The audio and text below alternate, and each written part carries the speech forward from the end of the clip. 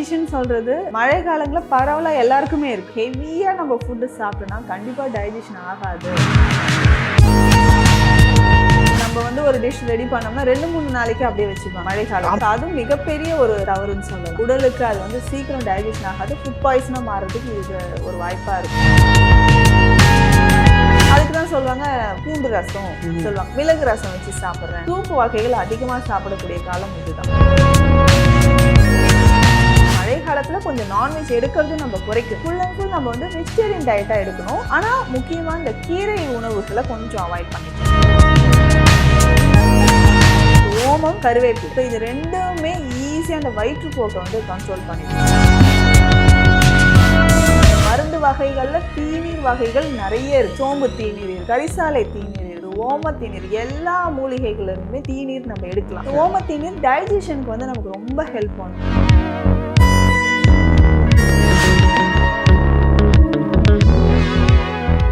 இறைச்சித்தம் நேயர்களுக்கு வணக்கம். நான் டார்வின். மேம் வணக்கம். வணக்கம். எப்படி இருக்கீங்க? நல்லா இருக்கேன் டார்வின், நீங்க எப்படி இருக்கீங்க? நான் நல்லா இருக்கேன் மேம். நம்ம தொடர்ந்து வந்து மழை காலங்களில் ஏற்படக்கூடிய பிரச்சனைகளை பற்றி பேசிகிட்டு இருக்கோம். அதில் ஒரு முக்கியமான பிரச்சனை வந்து இந்த செரிமான பிரச்சனை. குறிப்பாக மழை காலங்களில் நிறைய பேருக்கு சாப்பிட்டது செரிக்க மாட்டேங்குது, திடீர்னு ஃபுட் பாய்சன் மாதிரி ஆகிடுது, வாந்தி வருது, அது மாதிரி பிரச்சனைகள்லாம் சொல்கிறாங்க. ஸோ அது எதனால் நம்ம ஏற்படுது? இப்போ இன்டைஜஷன் சொல்கிறது மழை காலங்களில் பரவலாக எல்லாருக்குமே இருக்குது. குழந்தைகளுக்கு பால் கொடுத்தா கூட செரிக்காமல் அது வாமிட் பண்ணிடுவாங்க. ஸோ அந்த மந்தமான ஒரு கிளைமேட் இருக்கும்போது உடலும் என்ன ஆகுதுன்னா அந்த உஷ்ணம் குறைஞ்சு செரிமான தன்மையும் குறைய ஆரம்பிச்சிருது. ஸோ இதுதான். அப்போ அந்த டைமில் நம்ம லைட்டாக ஃபுட்ஸ் எடுக்கணும்.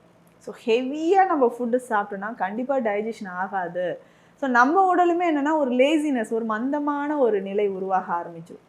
ஸோ அப்போ நம்ம சாப்பிடக்கூடிய உணவு, அதனால தான் கொஞ்சம் வெந்நீர் குடிக்கிறது நல்லது. எந்த உணவு சாப்பிட்டாலும் சூடாக சாப்பிடணும். ஸோ ஃப்ரிட்ஜிலேருந்து எடுத்து சூடு பண்ணி சாப்பிட்டு திரும்ப ஃப்ரிட்ஜில் வைக்கிறேன் அந்த மாதிரி இல்லை. நம்ம குக் பண்ணுறோம், அதை சாப்பிட்டுட்டு அடுத்த வேலைக்கு புதுசாக நம்ம குக் பண்ணி சாப்பிட்றது பெஸ்ட்டாக இருக்கும். ஓ, ஃப்ரெஷ்ஷாக சாப்பிடணும்னு சொல்கிறீங்க. சமைத்து சாப்பிட்றது நல்லது. ஆனால் குறிப்பாக மழை காலங்களில் தான் வந்து சூடு கூட பெருசாக பண்ண மாட்டாங்க. நார்மல் டேஸில் வந்து ஒரு நாளைக்கு 2 தடவை சூடு பண்ணுவாங்க. மழை காலங்களில் கெட்டு போகாதுன்னு சொல்லி அப்படியே நாளைக்கு ஒரு தடவை தான் சூடு பண்ணுவாங்க. அதான் ஒரு குக் நம்ம வந்து ஒரு டிஷ் ரெடி பண்ணோம்னா 2-3 நாளைக்கு அப்படியே வச்சுப்பாங்க மழை காலம். ஆமாம் ஆமாம். ஸோ அதுவும் மிகப்பெரிய ஒரு தவறுன்னு சொல்லலாம். ஸோ அந்த மாதிரி நம்ம சாப்பிடும்போதோ திரும்ப திரும்ப ஹீட் பண்ணி சாப்பிட்றது உடலுக்கு அது வந்து சீக்கிரம் டைஜஷன் ஆகாது. ஃபுட் பாய்சனாக மாறுறதுக்கு இது ஒரு வாய்ப்பாக இருக்கும். அதே மாதிரி இந்த வயிற்றுப்போக்குன்னு சொல்லுவாங்க, அமீபியாசிஸ் சொல்லுவாங்க, டயரியா சொல்கிறது, வாமிட் ஃப்ரஸ்ட்ரேஷன். ஸோ இது எல்லாமே இந்த மழை காலத்தில் அதிகமாக வர ஆரம்பிக்கும். சாப்பிட்ற உணவு செரிக்காமல் நெஞ்சிலே இருக்குங்க அப்படின்னு சொல்லுவாங்க. ஸோ அடிக்கடி ஏப்பம் வருது. நைட்டில் வந்து நான் சாப்பிட்டு படுத்துட்டேன், ஒரு 1 ஹவருக்கு அப்புறம் அப்படி திடீர்னு எனக்கு ஆசிட் ரிஃப்ளெக்ஸ் மாதிரி வருது. இந்த மாதிரி கம்ப்ளைண்ட்ஸ் எல்லாம் இந்த மழை காலத்தில் நிறையவே சொல்லுவாங்க. ஓகே. ஸோ இதை நம்ம வந்து கரெக்ட் பண்ணணும்னா நான் சொன்ன மாதிரி கொஞ்சம் ஹெர்ப்ஸ் வந்து கரெக்டாக நம்ம சாப்பிடணும். ஸோ இந்த மிளகு, சீரகம், இந்த ரசம் நம்ம வைக்கிறோம் இல்லைங்களா, இது உணவோடய சாப்பிடணுமா? உணவோடையே சாப்பிடணும். இந்த மூலிகைகளை நம்ம உணவுல அதிகமாக சேர்த்து சாப்பிடணும். அதுக்கு தான் சொல்லுவாங்க பூண்டு ரசம் சொல்லுவாங்க, மிளகு ரசம் வச்சு சாப்பிட்றேன். சூப்பு வகைகள் அதிகமாக சாப்பிடக்கூடிய காலம் இதுதான். நம்ம என்ன பண்ணுறோம், சூப்புன்ட்டு ரெடிமேட் பேக்கெட் ஒன்று வாங்கிட்டு வந்து அப்படி குக் பண்ணிட்டு ஈஸியாக சூடாக சாப்பிடுவோம். அது கிடையாது. சூப்பில் வந்து நிறைய சூட்சமங்கள் இருக்குன்னு சொல்லலாம். ஸோ அதில் இருக்கக்கூடிய வெஜிடபிள்ஸ் வந்து நமக்கு ரிச் ப்ரோட்டீன். ஸோ உடலுக்கு வந்து தேவையான ஆற்றல் அதிலே கிடைக்க ஆரம்பிச்சிடும். ஸோ அதில் நம்ம சேர்க்கக்கூடிய நெய் சேர்ப்போம், சின்ன வெங்காயம் சேர்த்து சாப்பிடுவாங்க, மிளகு, சீரகம் நம்ம சேர்ப்போம். ஸோ இது எல்லாமே நமக்கு டைஜஷனை நல்லா ப்ரொமோட் பண்ணும். மழை காலத்தில் வரக்கூடிய இந்த கபன் நோய்கள் வராமல் இருக்கிறதுக்கு சூப் வந்து ஒரு பெஸ்ட் டயட் அப்படின்னு சொல்லலாம். ஓகே. சூப் வந்து பயங்கரமாக யூஸ்ஃபுல்லாக இருக்கும் மழை காலங்களில். நிச்சயமா. ஸோ இதில் ஒரு சீக்ரெட்டான ஒரு விஷயம் என்னென்னா நம்ம வெஜிடபிள்ஸ் ஆட் பண்ணிடுறோமா. ஸோ வெஜிடபிள்ஸ் ஆட் பண்ணிவிட்டு ஒரு 1/2 ஸ்பூன் அளவுக்கு அஸ்வகந்தா பொடி அதில் போட்டுரும். ஓகே. ஸோ அஸ்வகந்தா பொடி அதில் போட்டுட்டு நார்மலாக நம்ம சூப் ரெடி பண்ணுற மாதிரி கீ ஆட் பண்ணிக்கலாம், இல்லை பட்டர் ஆட் பண்ணிக்கலாம், கொஞ்சம் பெப்பர்ஸ் போட்டுட்டு அதை நம்ம எடுத்துக்கும்போது நல்ல ஒரு இம்யூனிட்டி ரைஸ் ஆகுதுன்னு சொல்லலாம். இப்போ நான்லாம் ஃபுல்லாக நான் வெஜிடேரியன், அப்போ அந்த சூப்லேயும் போடலாமா மேம்? நான் வெஜிடேரியன்னா அந்த சூப்லேயும் போடலாம். ஆனால் மழை காலத்தில் கொஞ்சம் நான்வெஜ் எடுக்கிறதும் நம்ம குறைக்கணும். ஸோ ஃபுல் அண்ட் ஃபுல் நம்ம வந்து வெஜிடேரியன் டயட்டாக எடுக்கணும்.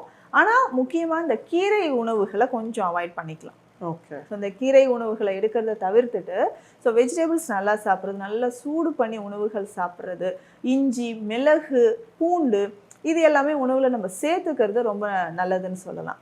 ஸோ அது பெஸ்ட்டாக வந்து பார்த்தோம்னா இந்த இஞ்சியெல்லாம் தேனூரல்னு ஒரு மெடிசன் இருக்குது. இஞ்சி தேனூரல் அப்படின்னு சொல்லுவோம். இஞ்சி தேனூரெல்லாம் தேன்ல ஊற வச்ச இஞ்சி, கரெக்டா? கரெக்ட். நீங்க நிறைய கடைகள்ல பார்த்துருப்பீங்க, நெல்லிக்காய் முழுசா வச்சு. ஆமா, தேன் நெல்லிக்காய். அதே தான். ஸோ தேனில் வந்து ஊற வச்சு அது ஒரு ப்ராசஸ் பண்ணி வச்சுருப்பாங்க. இது இஞ்சி தேனூரல் சொல்கிறது இந்த டைஜஷனுக்காக ஈஸியாக நம்ம வீட்டிலே ரெடி பண்ணிக்கலாம். ஓகே. எப்படின்னா அந்த இஞ்சி நல்லா வாங்கிட்டு வந்து வாஷ் பண்ணிவிட்டு மேல் தோல் எல்லாம் ரிமூவ் பண்ணிவிட்டு சின்ன சின்ன பீசஸாக கட் பண்ணிவிட்டு லைட்டாக அது வந்து பாயில் பண்ணணும், இல்லைன்னா ஸ்டீம் பண்ணிக்கலாம். ஸ்டீம் பண்ணிவிட்டு நல்லா உலர்ந்த பிறகு தேனில் போட்டு வச்சிடணும். ஸோ 10 டேஸ்க்கு ஒன்ஸ் இது நம்ம புதுசாக சேஞ்ச் பண்ணுறது நல்லதாக இருக்கும். ஸோ அந்த தேனோடு சேர்ந்த இஞ்சியை ஒரு 2 பீஸ் எடுத்து காலையில் எம்டி ஸ்டொமக்கில் சாப்பிடணும். ஸோ அப்படி சாப்பிடும்போது ஈஸியாக டைஜஷன் ஆக ஆரம்பிக்கும். ஸோ மழை காலத்தில் வரக்கூடிய வயிறு வலியோ, புளிச்ச ஏப்பம் வருது, இன்டைஜஷன், கேஸ்ட்ரைட்டிஸ், ஒரு சிலருக்கு வந்து இந்த ஹார்ட் சைடில் கையை வச்சுட்டு உட்காந்துருவாங்க, ஐயோ எனக்கு நெஞ்சு வலிக்குது, ஹார்ட் அட்டாக். ஸோ அது வந்து கேஸ்னாலையும் வரக்கூடியது தான். ஸோ ருத்ர ரோகம் இல்லைன்னா ருத்ர வாயுன்னு தான் சொல்லுவாங்க சித்த மருத்துவத்தில். அது ஹார்ட்டில் வந்து வாதம் சேர்ந்து வாயு சேர்ந்து வரக்கூடியது. அப்போ டைஜஷன் நார்மலாக இல்லைன்னா இந்த மாதிரி செஸ்ட் பெயின் வர்றதுக்கு சான்சஸ் இருக்குது. அப்போ இந்த இஞ்சி தேனூரல் ரொம்ப பெஸ்ட்டாக இருக்கும். ஸோ பாலில் வந்து கொஞ்சம் மிளகு பால் சேர்த்து குடிக்கிறது, கோல்டன் மில்க் அப்படின்னு சொல்லுவாங்க. மிளகு சேர்த்து குடிக்கிறதா? இல்லை, மஞ்சள் சேர்த்து குடிக்கிறது. ஓகே. ஸோ மிளகு பால் குடிக்கலாம், மஞ்சள் பால் குடிக்கலாம். இது எல்லாமே சேர்த்து குடிக்கும்போது ஈஸியாக நமக்கு டைஜஷன் ஆகும். இப்போ நான்லாம் பேச்சுலராக இருக்கேன், நீங்கள் சொல்கிற எதுவுமே என்னால் பண்ண முடியாது. நான் என்ன பண்ணுறது மழை காலத்தில்? ரொம்ப சிம்பிள். நீங்கள் இதை பவுடர் பண்ணி வச்சுக்கோங்களேன். ஓகே. ஸோ பவுடர் பண்ணி வச்சுக்கிட்டோம்னா, ஸோ மிளகு கொஞ்சம், மிளகு, சுக்கு, ஓமம், இது 3மே போதும் உங்களுக்கு. ஸோ அப்போ என்ன பண்ணலான்னா இதை பவுடர் பண்ணி வச்சுக்கோங்க, ஹாட் வாட்டரில் குடிச்சிடலாம். ஓகே. சாப்பிட்டதுக்கப்புறம் நைட்டு குடிக்கலாம், இல்லை மார்னிங்கே உங்களுக்கு காலையில் ஃபுட் எடுத்ததுக்கப்புறம் கொஞ்சம் குடிச்சிடலாம். ஸோ இதில் வந்து கொஞ்சம் கருப்பட்டியோ பனங்கற்கண்டோ சேர்த்து நம்ம ஹாட் வாட்டரில் குடிச்சிடலாம். ஸோ அந்த மாதிரி குடிக்கும்போது ஈஸியாக டைஜஷன் ஆகும், இம்யூனிட்டி உங்களுக்கு நல்லாவே டெவலப் ஆகுதுன்னு சொல்லலாம். ரொம்ப சிம்பிளாக இந்த ஓமம் போதுங்க. ஸோ ஓமம், கருவேப்பிலை, ஸோ இது 2மே ஈஸியாக அந்த வயிற்றுப்போக்கை வந்து கண்ட்ரோல் பண்ணிடும். ஸோ ஓமம், கருவேப்பிலை என்ன பண்ணணும்னா ஒரு கைப்பிடி அளவு கருவேப்பிலை, 1 ஸ்பூன் அளவுக்கு ஓமம் சேர்த்து நல்லா அம்மியில் வச்சு அரைக்கணும். ஸோ அரைச்சி பெரியவங்க அப்படின்னா ஒரு நெல்லிக்காய் அளவு உருண்டையை எடுத்து வெந்நீரில் வெதுவெதுப்பான வெந்நீரில் குடிச்சிடணும். இதுவே குழந்தைகள்லாம் சின்ன ஒரு உருண்டை, சுண்டைக்காய் சைஸ்ன்னு சொல்லலாம், ஸோ அது வந்து ஹாட் வாட்டரில் மிக்ஸ் பண்ணி குடிச்சிட்டோம்னா ஸோ இம்மிடியேட்டாக நமக்கு என்னென்னா இந்த வயிற்றுப்போக்கு அப்படின்ற பிரச்சனை கொஞ்சம் கொஞ்சமாக நமக்கு குறைய ஆரம்பிச்சிடும். ரொம்ப சிம்பிள். ஸோ மோர் சேர்த்து குடிக்கணும். ஓம தீநீர் அப்படின்ற ஒரு மருந்து இருக்குது. ஓம தீநீர். இப்போ நான் ஒரு பேர் சொல்கிறேன், ஆனால் உங்களுக்கு தெரியும், ஓம வாட்டர். ஓ, அதுவா மேம்? ஓம வாட்டர் நம்ம சொல்கிறோம் இல்லையா, அதுதான் ஓம தீநீர்னு சித்த மருத்துவத்தில் சொல்லுவோம். ஓகே. மருந்து வகைகளில் தீநீர் வகைகள் நிறைய இருக்குது. ஸோ இந்த சோம்பு தீநீர் இருக்குது, கரிசாலை தீநீர் இருக்குது, ஓம தீநீர், எல்லா மூலிகைகளிலுமே தீநீர் நம்ம எடுக்கலாம். ஓம தீநீர் டைஜஷனுக்கு வந்து நமக்கு ரொம்ப ஹெல்ப் பண்ணும். ஈஸியாக இப்போல்லாம் அந்த கெமிக்கல்ஸ் போட்டு தான் அந்த ஓம தீநீர் எடுக்கிறாங்க.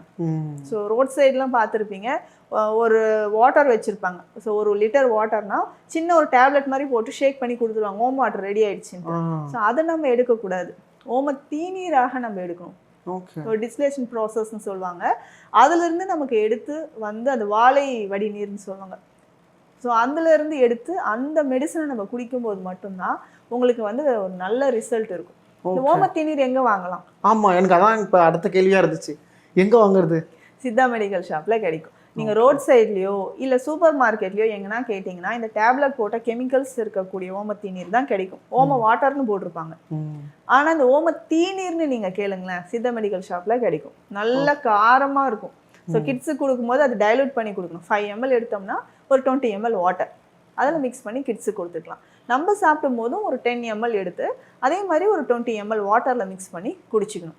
குடித்து அடுத்த ஒரு 10 மினிட்ஸ்க்குள்ளே இந்த டைஜஷன் ப்ராப்ளம் நமக்கு இருந்த இடம் தெரியாமல் காணாமல் போயிடும்னு சொல்லலாம். ஓகே. ஸோ இந்த ஆன்டாசிட் டேப்லெட்ஸோ இல்லை கலராக நம்ம வந்து டைஜஷனுக்காக குடிக்க சிறப்பாக இருக்கும். ஆமாம், பிங்க் கலரில் என் ஃப்ரெண்டு ஒருத்தலாம் அதை கையில் வச்சுட்டே சுற்றுவான், சாப்பிட்டதுக்கப்புறம் அதை குடிச்சிருவான், கேட்டால் அது சரியாயிரும். சோடா குடிப்பாங்க, ஒரு சின்ன சேஷே இருக்கும், அதை எடுத்து தண்ணியில் மிக்ஸ் பண்ணி குடிச்சிருவாங்க. ஸோ அது எதுவுமே தேவையில்லை. ஏன்னா நிறைய நம்ம நியூஸ் பார்க்குறோம், ஸோ அதை குடிச்சு இதை சாப்பிட்டுட்டு இதை குடிச்சாங்க உடனே வந்து உயிர் இழந்துட்டாங்கன்ற மாதிரி. ஸோ அந்த அளவுக்கு அதில் கெமிக்கல்ஸ் இருக்கு. ஸோ இந்த கெமிக்கல்ஸ் இருக்கக்கூடிய அந்த மாதிரி டைஜஷனுக்காக எடுக்கக்கூடியதெல்லாம் அவாய்ட் பண்ணிட்டு நம்ம வீட்டில் இருக்கக்கூடிய இந்த ஆன்டாசிட்லாம் வந்து நேச்சுரலாகவே இருக்கே. நம்ம வீட்டு அஞ்சரைப்பேட்டில் இருக்குதான் சீரகம், அதுக்கப்புறம் பார்த்தோம்னா பெருஞ்சீரகம் நம்ம சொல்கிறோம். நான் சொன்ன இந்த ஓமம், இதுவே ரொம்ப ரொம்ப பெஸ்ட்டு. அடுத்து இன்னொரு முக்கியமான ஒண்ணுன்னா வசம்பு சொல்லலாம். வசம்பு வசம்பு குழந்தைகளுக்கெல்லாம் கையிலேயே கட்டி விட்டுருவாங்க. இந்த பழமொழி ஒன்று சொல்லுவாங்க, வசம்பு எடுத்து வாயில தேய்ச்சிருவேன் அப்படிலாம் சொல்லுவாங்க. ஸோ எதுக்காகனா அந்த டைஜஷனுக்காகவும் ஈஸியாக பேசுறதுக்கும். ஓகே. ஸோ அப்போ அந்த வசம்பு அப்படின்னு சொல்றது நம்ம மெடிசனாவே நம்ம கொடுத்துட்ருக்கோம். ஸோ நம்மளோட ஸ்பெஷல் மெடிசன் பார்த்தோன்னா சீரண சஞ்சீவி சூரணம். ஓகே. ஸோ இந்த சீரண சஞ்சீவி சூரணம் அப்படின்னு சொல்றது பேர்லேயே இருக்கு பாருங்க. ஸோ சீரணத்தை உங்களுக்கு வந்து கரெக்டாக கொண்டு வர்றதுக்கான ஒரு ப்ராப்பரான ஒரு மெடிசன் அப்படின்னு பார்த்தோம்னா சீரண சஞ்சீவி சூரணம் எடுத்துக்கலாம். ஸோ இதை வந்து ரொம்ப சிம்பிளாக ஹாட் வாட்டரில் மிக்ஸ் பண்ணி குடித்தாவே நமக்கு அந்த டைஜஷன் நல்லாயிருக்கும். ஸோ சரியாக டைஜஷன் ஆகலை, இன்டைஜஷன் இருக்குது, கேஸ்ட்ரைட்டிஸ் இருக்குது, கான்ஸ்டிபேஷன் இருக்குன்னா இந்த மெடிசனை யூஸ் பண்ணிக்கலாம்.